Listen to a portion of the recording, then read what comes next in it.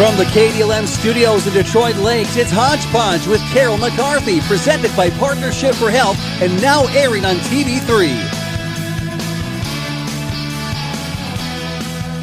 We did a special Hodge Podge at KDLM for Earth Day this year called Earth Hour, and you're going to hear from that next. Lots of guests doing great things for Mother Earth, so sit back and enjoy.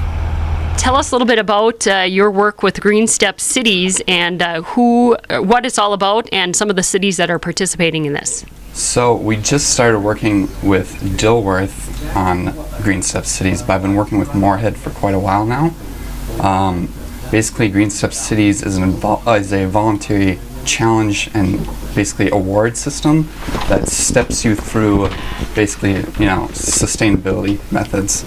So basically they range from anywhere to land use to even green transportation. So I do a lot of biking and walking ones, but I also help do energy and air, like retrofitting and stuff. So it's really cool. So how do people get in touch with you, or how do they sign up for this Green Step program for Green City? So it's a city initiative, so you can encourage your legislators to step on board with this.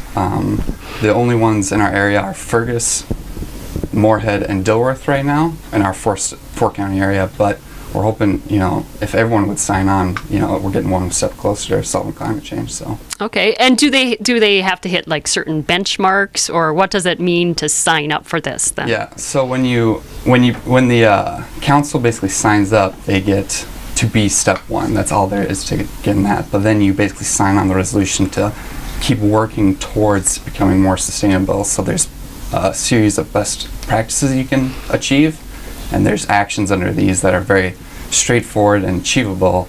So you need, depending on your city size, you need 6 to 12 best practices to achieve. And if you achieve these, you become step 2, and you continue on, becoming step 3 all the way to step 5. And there's indicators within to basically make sure you're constantly improving so you never get less sustainable. Okay, is there any city out there that is at a step 5 yet that you know of? There are a couple. I don't know at the top of my head. I know. I mean, the ones around the, cities are doing pretty well. Okay. But Greater Minnesota is doing okay too. So. All right. So if you want to sign up, you have a city or a city alderman or someone who works for the city staff, and you're listening this morning and you want to take action as a city, contact Scott, and he may pay you a visit and talk more about the Green Step partnership, Green Step program. And so how would people get a hold of you, Scott? You could always go through the Partnership for Health Facebook page. I serve with Partnership for Health, so in the four-county area, I can help pretty much anywhere. All right. Very good. Scott Schwantz, who is working with Partnership for Health. He's a Green Corps member and has been working with them. Now you're there with them until August? Until August 27th, yeah. Okay. Very good. So we'll hear more from you, I'm sure. Get updates if anybody else contacts you from the show. I've been an organic farmer. Well, I've been certified here the last 6 years. So, we've been farming since 2004. And, I got into this to change the world. You know what I'm saying? Right. What's not to like? Right. Right. So you got into this, obviously. Did you have some background in farming? What prompted you? You said you wanted to change the world, but tell us about why you decided. Why did I get into this? Initially I went to college at Gustavus, and I thought that electoral politics would change the world, like I'd get to Washington or something. But then actually I discovered a food co-op in St. Peter Food Co-op, and I realized there's this whole community of people that are making change on the landscape, supporting local producers, kind of making what they want to see in the world. And it turned me on to food. I became an apprentice for 2 years and got into farming. I've kind of been doing it ever since. So, I do think it has those two benefits. In terms of people buy organic for different reasons, right? Some people say, hey, I'm getting organic because of health reasons. Some people buy organic or buy local because of these economic reasons. They're like, hey, I can get a pepper a lot of different places, Ryan, but I buy it from you because you're a family that's in my neighborhood. I buy a pepper from you, kind of supports our local economy. It supports our local community. And some people buy organic because it changes the landscape over time. Okay. And so So it's sustainable farming yeah. too. Yeah, totally. Classified as sustainable farming. Yeah, absolutely. Supporting our local system, so you don't have to, rely on a big box store to get your food. Right. You have it produced locally. Your food's right here, Right. right? So what if somebody turned off the food spigot one day? What would we do? Right? How long would we last? 10 days or something? I mean, there'll be a run on the big box store, and before you know it, you still have to eat. And so having that kind of a mix of farms that sustainably raise for the very near future, very far off into the future, for a very long time, right around your neighborhood is a great way of keeping that going. Right. Feeding So yourself. tell us a little bit about, you also work for the U of M Extension Service, and how many organic farmers are there in our area? That off the top of your head? Well, say at the co-op, there are 4 of us that are certified organic vegetable operators that we Right. work with. We kind of are the ones in the neighborhood. I would say in our neighborhood of, say, Becker, Ottertail, Wadena counties, there's a lot more organic dairy operators, and certainly as we go west, there's a lot more certified organic field crop operators. Okay. So there's a lot of organic valley operators in our region, because it's just been one of the major ways that small dairy farms are able to be profitable, Okay. is to transition to organic. All right. And so organic farming obviously is good for the earth. It's another reason why you farm organically as opposed to not organically. Oh yeah, totally. Yeah, absolutely. Okay. So what's the process? What's considered organic? For people listening, they really want to know what does it mean to be organic? Yeah, no, it's a good question because, I often get the sense that like the public's a little unsure about like what does organic truly mean. Mm-hmm. Like you talk to some people and they're just like, well, you just slap a label on it. You throw in some paperwork and you slap a label on it. And somebody has done all this paperwork and certifying. There's a set of national standards that everybody has to prove that they're meeting. That includes an annual inspection on site where I meet with my inspector, show them all the products that the inputs that we use on the farm, what we're doing to assure that it isn't coming into contact with some non-organic product and things like this, so that people are most assured that it is organic and meeting those standards. All right. And obviously it does help. Can you change your crops? I mean, you farm a lot of different crops, don't you? Or do you farm one particular item? No, I mean, as a CSA operation, we do a large variety. Mm-hmm. We do 30 odd crops. Last year we did 219 varieties on basically 4 acres. Mm-hmm. So we pack a lot of diversity into an area, which is certainly one part of organic farming. Okay. A lot of organic farmers are always looking at how we can do good crop rotations, switch up crops, mm-hmm. so that through diversity we can have it's certainly more healthy as opposed to doing a monoculture. Mm-hmm. We're going to do just flip-flop corn and beans every single year, which certainly has its advantages. It makes sense to go between those 2 crops, but having a larger diversity is even better. Yeah, we're just scratching the surface of organic farming because you've mentioned a number of things that we could get into for an entire hour. Yeah, we could do. We have to we have you come back and talk more about that. But like you said, you are a CSA farmer. Yep. What does that mean? CSA stands for Community Supported Agriculture. Mm-hmm. So what do people sign up about this time of year in the spring for the season, and then we deliver each week what's in season. So our drop site in Detroit Lakes is at Manna Food Co-op. We've always made a lot of people would know me from the farmers market here mm-hmm. in DL. And actually, the big news is today for Earth Day we're launching a new Kickstarter campaign on a farm stand that we're actually going to be putting at Manna Co-op. Oh, cool. So okay. It'll be So people who have missed me at the farmers market will get to see me again. Right. Friday afternoons Right. at the farm stand. Well, and that's the great thing about farmers market and the co-op is that you do get to meet the producers and actually ask them how things are produced. Yeah. So ask them specific questions if you have a concern about how things are produced. So Totally. Great. So and that's where Lisa comes in too. She manages the Manna Food Co-op, and Yes. we've got lots of offerings down there. Oh yeah, we've got lots of local producers, so I like to call it our farmers co-op in the store. So we technically, buy from a lot of our farmer market producers, and then they sell it at our stores. So we like to brag that, we offer a lot of local variety at our store, just because we get our meats locally, we get our vegetables, within season locally. So, and we like to get all of our product in our store as local as possible. So we're doing a lot of stuff from Minnesota.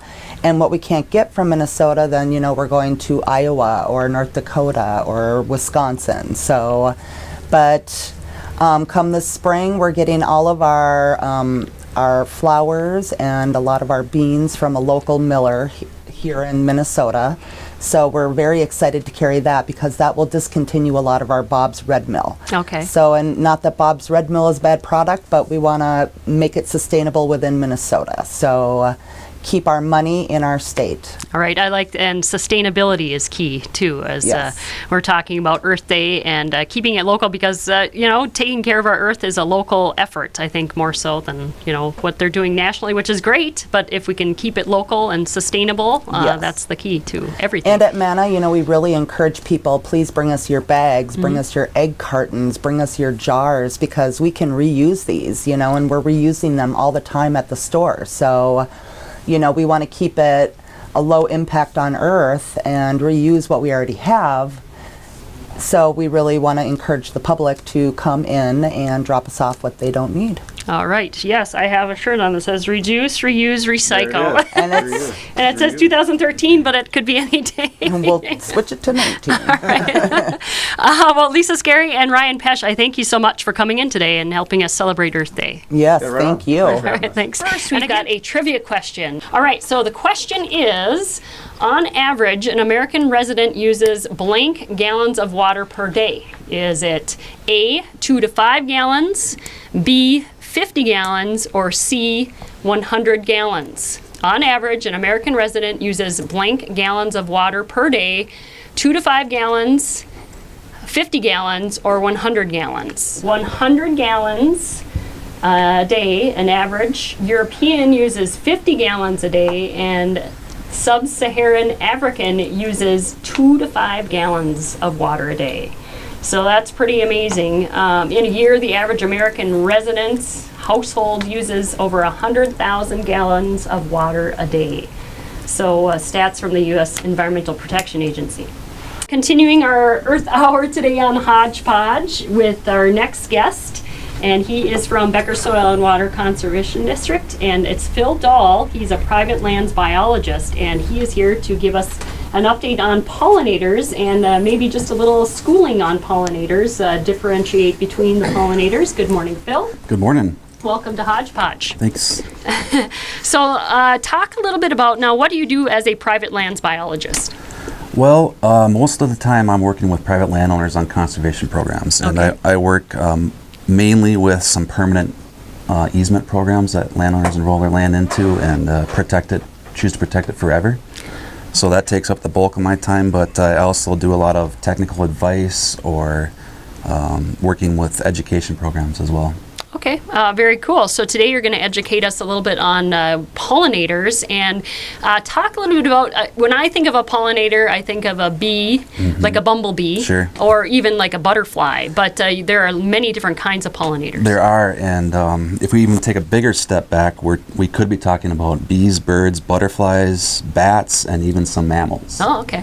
So, but you're right. When most people think about pollinators, they think about the bumblebee, Right. the picturesque bumblebee. So, in reality, the number of pollinator bee species in the United States is over 3,500, and we have close to 400 species in Minnesota alone. And less than 2% of those are actually bumblebees and honeybees. So, quite a large number of pollinator bee species across the United States that most people have no really concept of. Right. Right. So some good information, and maybe we should have had that as a trivia question. We'll have to do that. If people are listening, maybe we'll do another trivia question some morning.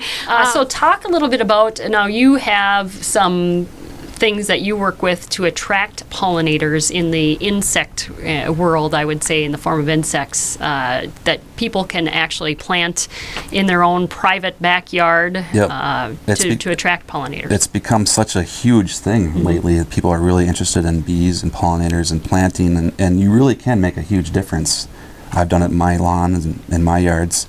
But number one, I think if people just mow less, you know, you don't have to necessarily plant things. Sometimes the stuff is already in your soil, in your seed bank, and if you just let it grow, you're going to have pollinators. And I know people hate dandelions. Most people hate dandelions, but clovers and dandelions growing in your lawn can be really beneficial for those pollinators. The first flowers that we'll see probably each year are going to be dandelions. So if you're a bee and you're emerging from the winter and you're out there in the environment, the only flower you might have available is going to be a dandelion. So having that resource available for the bees is huge. Okay. And beyond that, I mean, when you really want to take the next step forward, then you want to get into the native flowers. The native flowers, there's a lot to pick from, and it can be overwhelming. But you know, some of the main things to think about when you're thinking about native plants is having a variety of species that bloom throughout the summer or the growing season. So having a flower that blooms early in May, June, some that bloom in June, August, and then some that bloom in August, September. So, you know, a few of those that I can think of at the top of my head are golden alexanders, bee balm, asters, and your native sunflowers. That'll cover most of the growing season right there in those 5 or 6 groups. But you know, the sky's the limit when you get into native gardening. There's hundreds of species that you can probably pick from, and you want to pay attention to what your soil type is. Where are you planting these things? Is it dry? Is it sunny? Is it moist? Is it sunny? Is it shady?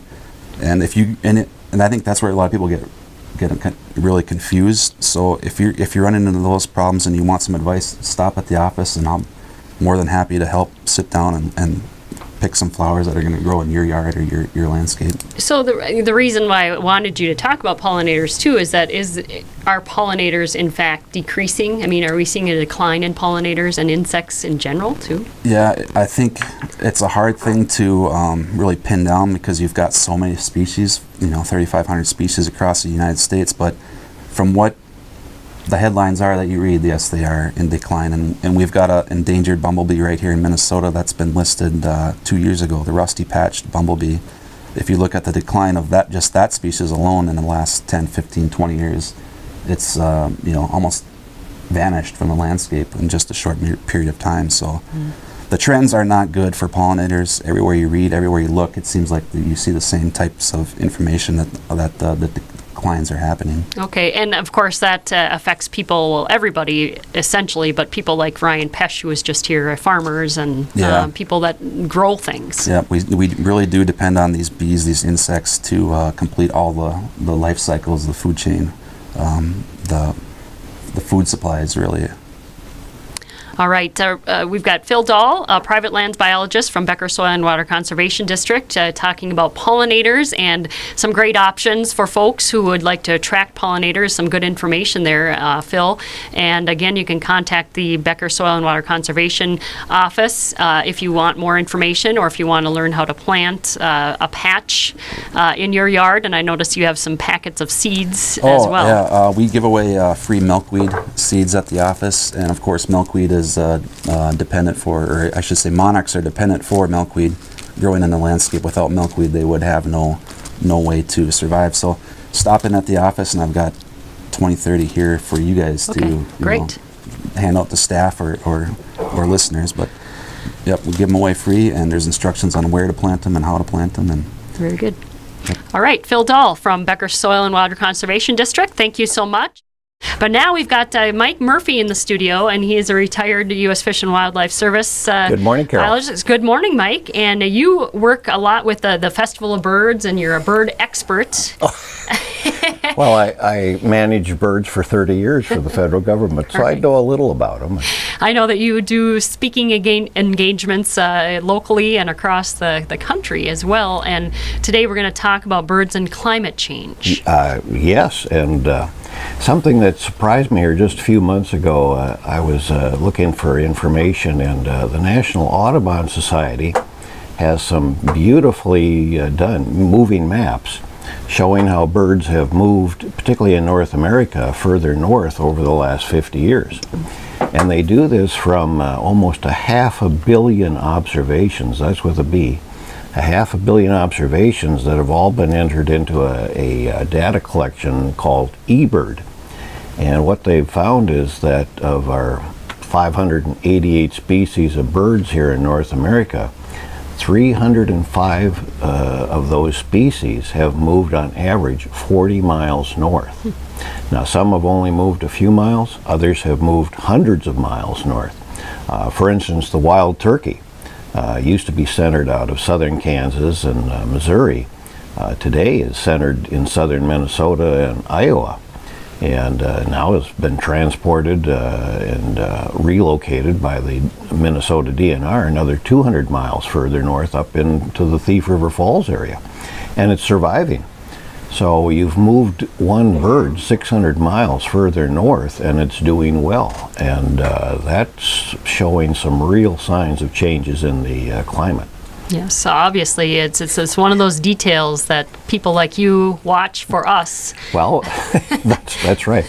But in this case, the 500 million entries that have gone into that email or eBird email site comes from just your average citizen. Mm-hmm. He's seen a bird in the spring of 1973 on April 1st and makes an entry. And all those entries now are developing maps that we've never seen before. Mm-hmm. Well, and another thing that, we have people that watch birds and people that participate in these bird watches and helping you with the data. But there's things like our state bird, as a matter of fact, that you wanted to talk a little bit about to us today. That affect, once people realize that we possibly will not have a loon coming to our neck of the woods. You are exactly right. Will affect us. The National Audubon Society maps show the common loon of Minnesota basically gone in the state by 2070, 2080. They'll be centered up in the more the Hudson Bay area, and hopefully they find the lakes that are conducive there as they are here. And so in basically another 50 to 60 years, our state bird will only migrate through. It will no longer nest here. And that's shocking that we'll have to pick a new state bird. I mean, it's just that much impact on the Minnesota environment.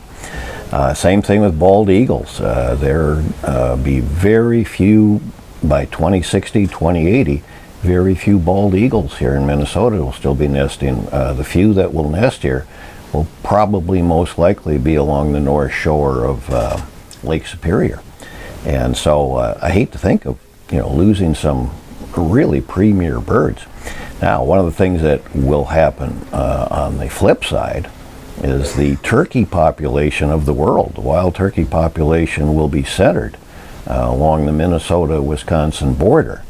And for people worldwide who would like to hunt turkeys, here will be a golden opportunity for people, my grandchildren, the people in the future, to perhaps run a business as a turkey guide, taking people to hunt in western Wisconsin, eastern Minnesota, because of the sheer numbers of wild turkeys we'll have here.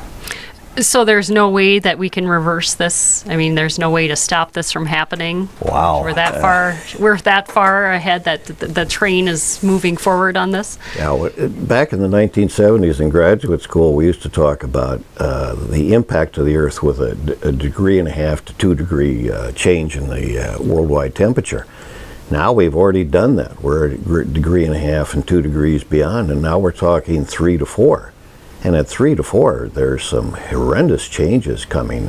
For instance, the Department of Agriculture, looking at impacts to farming and wildlife populations and so on, finds that the north central prairie, which is the duck factory of North America, the duck population will be half of what it is now with just 1 more degree temperature rise. In other words, about an impact of about 3 degrees change. And we've already seen that the western prairie pothole region stations are warmer and drier and are losing populations. The Minnesota, Iowa, which is the eastern part of the prairie pothole region, is wetter and warmer and is gaining population. So There is some recommendations I'd make for a state that's drained 1 million wetlands in western Minnesota and how to increase that population and actually make some money on your farm at the same time by restoring wetlands and grasslands around them. We are getting wetter in Minnesota, and if I had a farm that had a low spot and my tractor was constantly getting stuck there, I'd certainly look at putting in some grass around some wetlands and restore the wetlands and rent that out for hunting in the fall. We have a farmer over at Dakota Lakes Refuge in North Dakota. He gets a brand new truck every 2 years from a Fargo dealership to just dig 4 pits on his farm and allow hunting next to Dakota Lakes National Wildlife Refuge. And it's real money in his pocket when he gets a new vehicle every 2 years free from this dealership. And there's no reason that that kind of activity can't happen on your farm here in western Minnesota. All right, Mike Murphy is here. He is a former biologist. Well, he's still a biologist. He used to work for the Fish and Wildlife Service, talking about birds and climate change. And now, Mike, just one more question. Have there been any birds that no longer exist because of climate change, like directly affected by climate change, like the species is totally gone? Yes, I'm the eastern meadowlark. Every time I got out of my truck here in Minnesota, when I was first here in the 90s, every time I got out of the truck, I heard a meadowlark. And it was one of my favorite bird songs. And I loved their tunes, but you took it for granted because I heard it everywhere. Over the years of working out at Hamden Slough Refuge and building that up, after a while I only heard it maybe once or twice a day, and then every other day. And over now, I never hear an eastern meadowlark here in this part of Minnesota. And I see their numbers are way down in Minnesota. So there's some ramifications to global warming, but also habitat changes.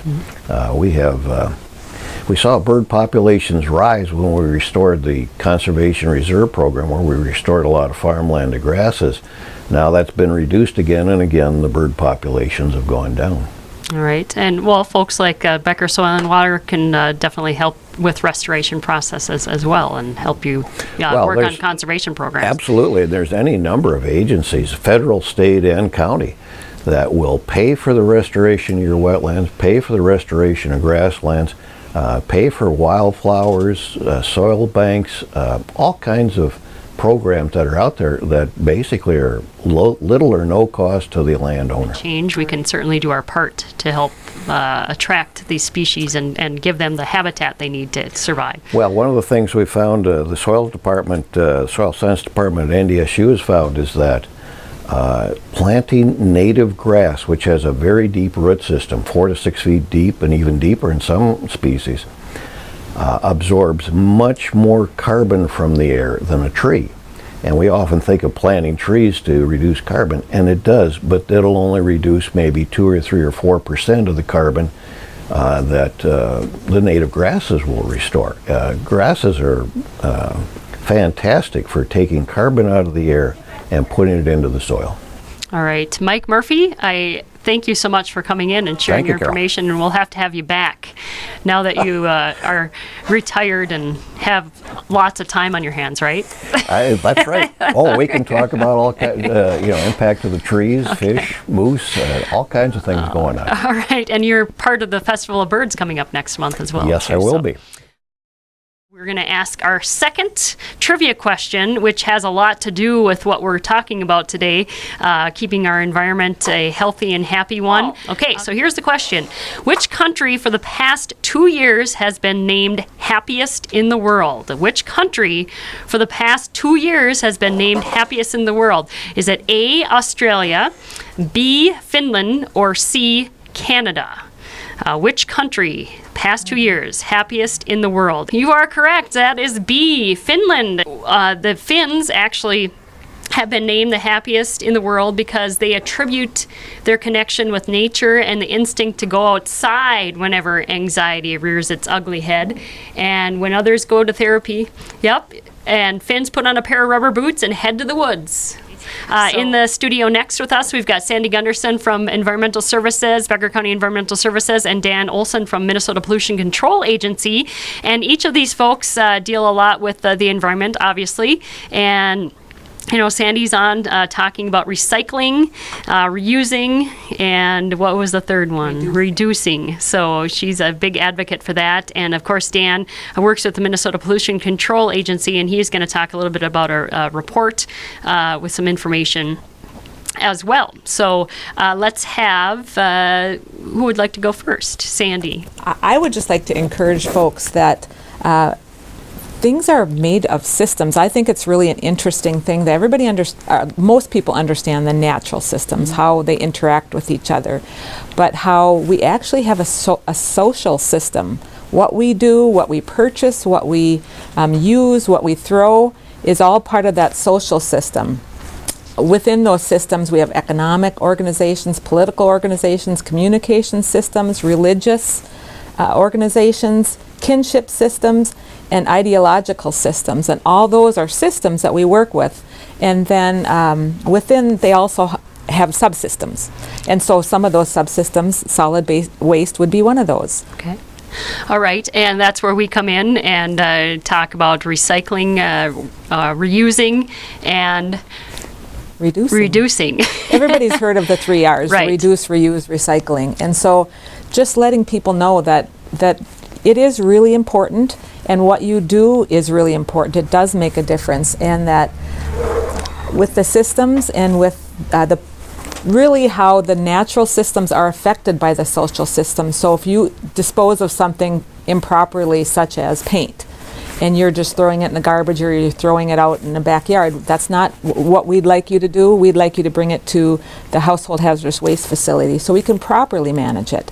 Then it doesn't impact the natural system. Okay. All right. So, and that is located out on Highway 59 here locally. 3 miles north of Detroit Lakes on Highway 59 and a quarter mile west on 144. Just wanted to say everything is connected. If you look at something, there's always a relationship that is connected with everything we do, everything we use. And that if you want to improve the environment or want to help improve the environment, you don't have to do it all. Mm-hmm. Just do what you can, and if we all do what we can, it will make a difference. It does make a difference. But we definitely can do things on a day-to-day basis. We heard Brent Elcott was on Friday from Pelican River Watershed District, just simply, to help our water quality, simply removing, the leaves, getting them away from the off the road and getting into our lakes and rivers and streams, and for people, lake property owners, to maybe put up a natural barrier on their shoreline. So or planting seeds, as we just heard from. It's that simple. Right. Right. One of the traditions we have in this area is when it comes to getting rid of our waste has been the use of outdoor burn barrels. Mm-hmm. And they have been illegal in Minnesota for quite some time, but they are still being used. And that's one of the areas of focus. We like to, educate, especially young people, so that some new traditions are learned and practiced and passed on to the next generation. And one way, as you mentioned, that we can all contribute to cleaner air in Minnesota is simply to stop unnecessary outdoor burning of especially garbage, because so much of garbage now is plastics. And plastics, when you burn them in an outdoor burn barrel, release just a huge amount of toxins. And even though it seems like we have a lot of clean air around here, it can be a very specific local issue if somebody is burning garbage, presenting a hazard to the nearby neighbors. So that's one thing we're really trying to work on, is continuing to reduce the amount of garbage that gets burned outside. Okay. And I would totally agree with that. That's a focus for our office too. Right. All right. Properly manage the solid waste. Right, yeah. All right, Dan Olson from Minnesota Pollution Control Agency, Sandy Gunderson from Becker County Environmental Services, joining me, talking about how social systems are affecting natural systems. Everything's connected. As we've heard here, a number of our guests, all of our guests, are connected in some way, shape, or form to help better our environment. And whether it's the birds, whether it's cities taking a step to become green step cities, using a bike for transportation as opposed to cars several days a week, or every day if you can, 30 days of biking. everything affects the environment to some way, shape, or form. Even it's as easy as using straws or not, whether restaurants choose to use straws or people, consumers going into restaurants and using straws, because we've heard about the straws, plastic straws ending up in the ocean, floating in a mass of, the equivalent to 3 states, floating out there and then not being able to disintegrate or resolve. So simple things like that affect us. And actually, that you mentioned eliminating the single-use plastics, and more cities and even states are considering bans on single-use plastics, like you mentioned, straws, plastic silverware, forks and spoons. And I think we're going to see more and more of that, because one of the first in this hierarchy is simply reduce. And so one way we can reduce is right at the start and prevent those from getting into the waste stream in the first place. All right. So maybe on this Earth Day, just be extra conscious of things that you're using in your daily lives. Whether you choose a straw or not, whether you burn, hopefully you're not burning stuff out in your yard or your garbage. Recycle your plastics that you use, reuse things that you may not have considered reusing before. Some examples, Sandy? Reusing, a perfect example is reusing, using containers that you're able to use over and over again, whether it's a water bottle, aluminum water bottle, or reusing, instead of using paper towels, use a cloth towel. It's something as simple as that. You can use that more than once, wash it and use it again. All right, and as far as plastic bags go, bring a cloth bag to the grocery store. Use that, reusable bags. Or a box. Yep. And you've been in tune to KDLM Hodge Podge. I'm Carol McCarthy. Again, happy Earth Day. Celebrate our Earth. Give Mother Earth a hug. Give a tree a hug. You can do it today.